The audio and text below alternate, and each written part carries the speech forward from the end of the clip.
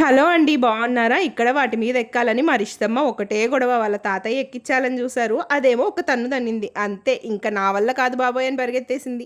నేనైతే మా డాడీని గోడెక్కిచ్చేసాను. చెట్టు నిండా సీతాఫలాలే, ఇంకేం చేస్తాను చెప్పండి.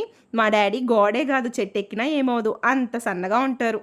మీకు ఇంకొకటి కూడా చూపిస్తాను రండి. మా డాడీ ఈ వడ్లని ఇక్కడ ఇలా ఎందుకు కట్టారో తెలుసా? మార్నింగ్ అవ్వగానే బోలెడన్ని పిచ్చుకలు వచ్చేస్తాయండి, వాటికి ఆహారం కోసం కట్టారనమాట. వీలైతే మార్నింగ్ లేచి ఆ పిచ్చుకలన్నీ చూపిస్తాను, ఎంత బ్యూటిఫుల్గా ఉంటాయో తెలుసా. నా చిన్నప్పుడు చూసేదాన్ని, మళ్ళీ ఇప్పుడు చూస్తున్నాను. ఇక్కడ మా మమ్మీ నా కోసం మందారాకులు, మందార పూలు అన్నీ ఎండబెట్టి పొడి కొట్టేసిందనమాట. హెడ్ బాత్ చేసే ముందు ఇది అప్లై చేసుకుంటే చాలా మంచిదండి. మమ్మీలంటే అంతే కదా, మనకి కష్టం లేకుండా అన్నీ చేసి పెట్టేస్తారు. ఎంత సిటీలో ఉన్నా అప్పుడప్పుడు ఇలా విలేజ్కి వచ్చి టైం స్పెండ్ చేస్తే మనసంతా కూడా చాలా పీస్ఫుల్గా అనిపిస్తుంది కదా. మీరేమంటారు? విలేజ్ లైఫ్ బెస్టా, సిటీ లైఫ్ బెస్టా? నాతో కామెంట్ సెక్షన్లో షేర్ చేసుకోండి. ఈ ఇల్లు చూసారా? చిన్నప్పుడు మా ఇల్లు కూడా ఇలాగే ఉండేది, ఇప్పుడు లేదనుకోండి. ఇంట్లోనే పండించుకునే కూరగాయలు ఎంత టేస్టీగా ఉంటాయో. బాబోయ్, ఇంత పెద్ద వెల్లుల్లిగడ్డ! మీరు కూడా నాలాగే పప్పులో కాలేశారు కదా. అది వెల్లుల్లి కాదండి, కాసిగడ్డ అంటారంట.